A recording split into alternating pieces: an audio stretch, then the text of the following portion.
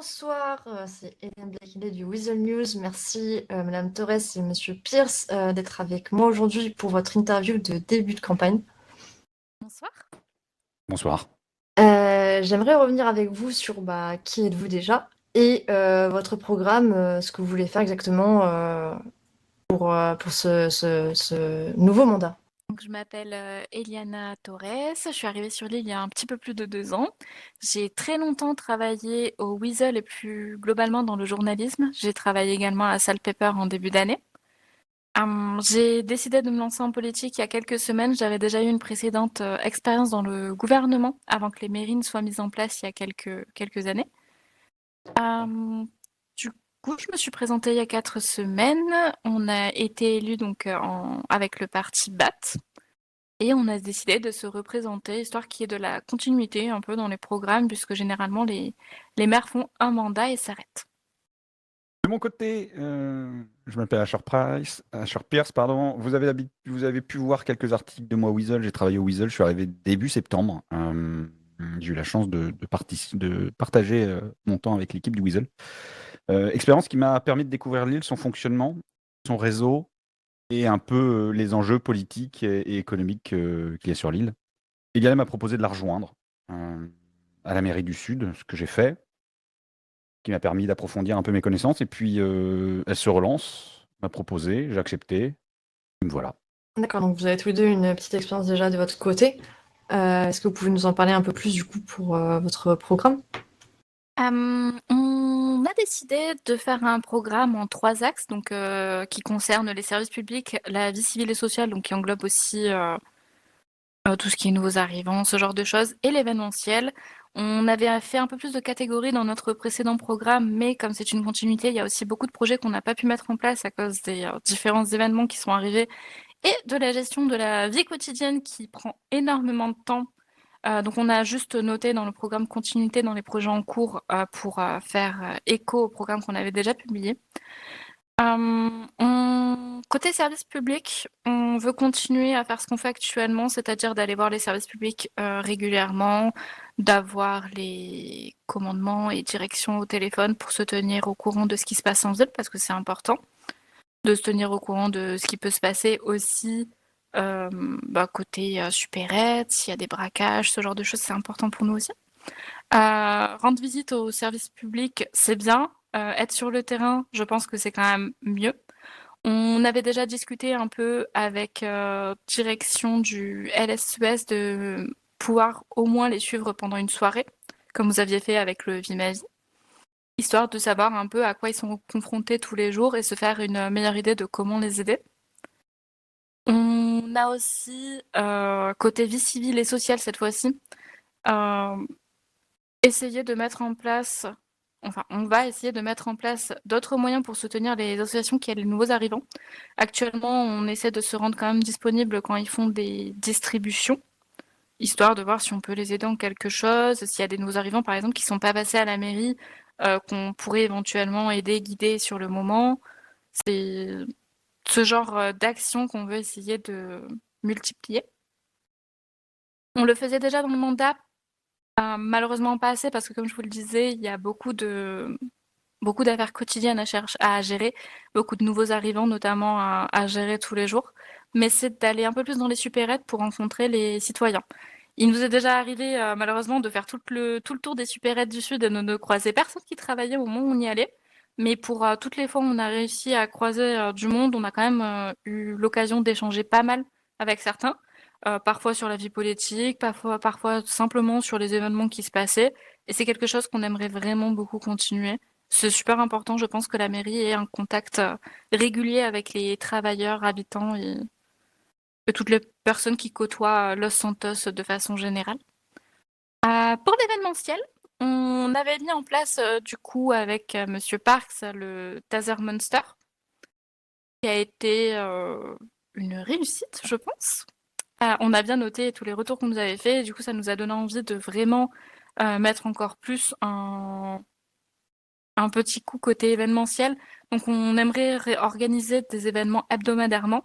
Donc soit la mairie avec des associations, soit Enfin, je dis association, mais bien sûr aussi auto-entreprise, micro-entreprise et les entreprises, bien sûr, qui voudraient y participer ou qui pourraient être intéressées par les concepts qu'on présente. Et sinon, simplement aider les personnes qui veulent déjà mettre des événements en place. Globalement, ça va être les points qu'on va rajouter du coup à ce qu'on pouvait déjà avoir envie de faire auparavant. Archer, si tu veux rajouter des choses.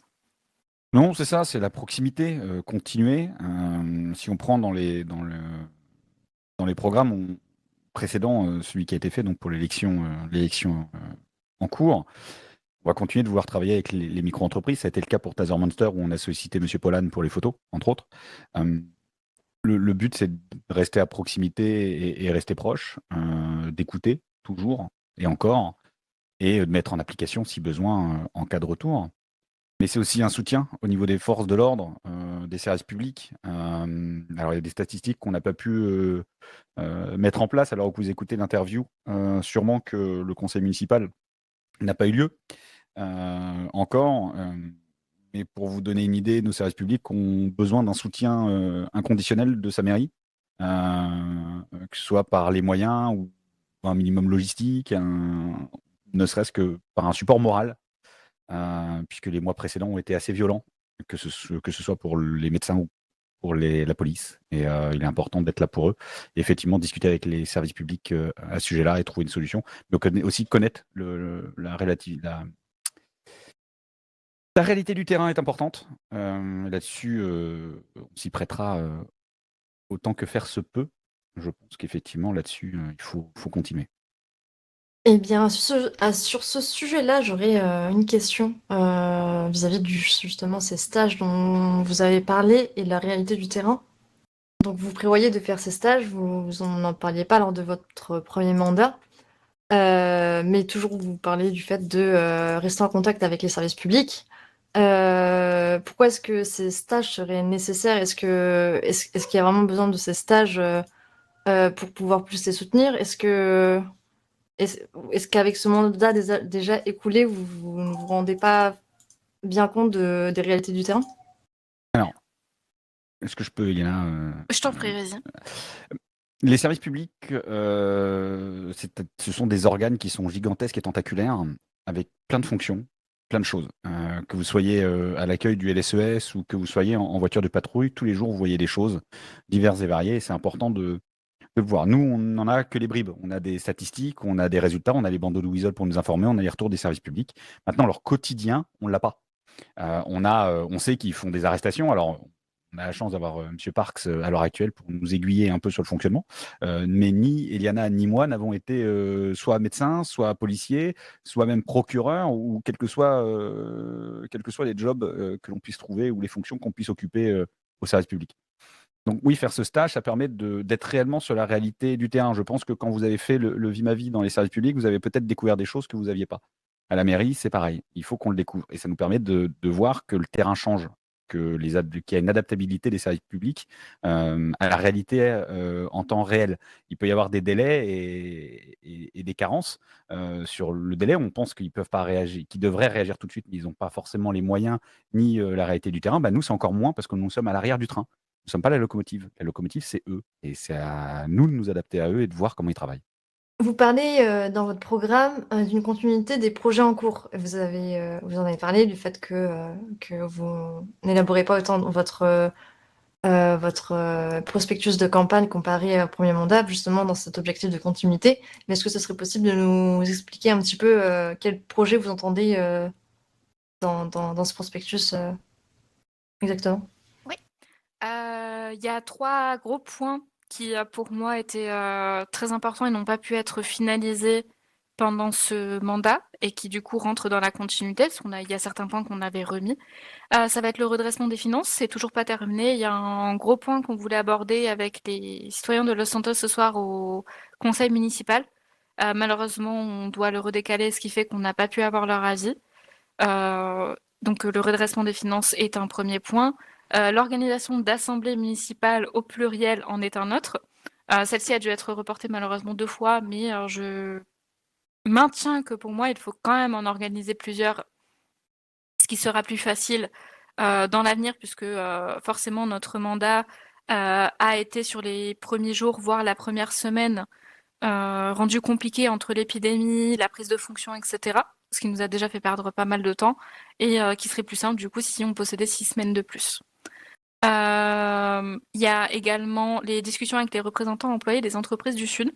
On a vu du coup Madame Espine la semaine dernière, on lui a posé des questions, on a eu un échange. On avait vu avec elle pour qu'elle nous fasse des remontées, qu'elle voit avec les différentes entreprises pour tout ce qui est braquage, les conditions de travail en supérette, ce genre de choses, dont on n'a pas pu avoir les retours parce que malheureusement elle est en vacances. Et du coup, c'est quelque chose qui pour moi n'est pas encore abouti et que j'aimerais pouvoir continuer. Bien sûr, après, il y a d'autres choses, la coopération avec la mairie Nord pour la mise en place de projets qu'on aurait vraiment aimé faire, qu'on essaiera dans tous les cas de faire, mais voilà.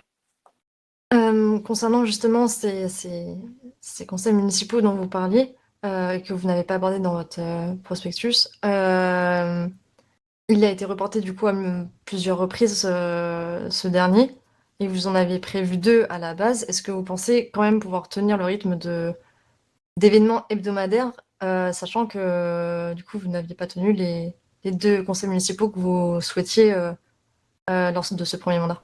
Malheureusement, alors, heureusement du coup pour l'organisation, c'est pas la même organisation que ça demande. On a des personnes à la mairie qui ont de l'expérience dans l'organisation d'événements. On vise pas non plus des événements à grosse organisation. C'est pas des choses qui vont nous prendre des heures, voire des jours, voire des semaines à mettre en place. On a déjà des idées, mais ce sera quelque chose de relativement simple et efficace. Les conseils municipaux, ça demande à ce qu'on ait des sujets à aborder, qu'on ait matière à faire. Donc oui, je pense qu'on pourra en organiser plusieurs et je pense pas que dans tous les cas, les événements gêneront pour leur organisation ou vice-versa. Et dernière question, vous nous parlez des audits, concernant les associations. Est-ce que ce serait possible de nous les détailler un petit peu plus? Qu'est-ce que vous entendez exactement dans ces audits? Ce serait plutôt quelque chose qu'on ferait, qu'on mettrait en place pour aller voir les associations, essayer de comprendre leur fonctionnement, de voir avec eux comment les arrêtés de Los Santos impactent ou non la déclaration et leur organisation d'événements, pour essayer de faire en sorte que elles aient le moins de choses compliquées à faire et à mettre en place pour pouvoir organiser des événements. On est passé il y a quelques mois de plusieurs événements par semaine, plusieurs événements par mois, à actuellement très très peu d'événements sur le comté. Ça fait au moins 3 mois que c'est bien réduit par rapport à avant. On aimerait vraiment trouver un moyen, mais réfléchir du coup avec les principaux concernés de ce qu'on peut mettre en place pour les aider à organiser au mieux et au plus simple. Ça marche. Eh bien, merci à vous et merci d'avoir répondu à mes questions. Est-ce que vous auriez une dernière chose à ajouter? On a la chance pour une deuxième fois consécutive d'avoir 2 listes à la mairie du Sud. Nous sommes en face de monsieur Loane Néo, de la liste ASAP. Ça fait plaisir de voir qu'il y a un peu plus d'investissement en politique en termes des mairies et j'invite tous les citoyens justement à venir y participer, que ce soit à la rencontre d'une des 2 listes, la liste de leur choix ou simplement à venir voter. C'est déjà un énorme progrès par rapport aux statistiques des précédentes élections, quand on regarde un peu les statistiques de présentation de listes.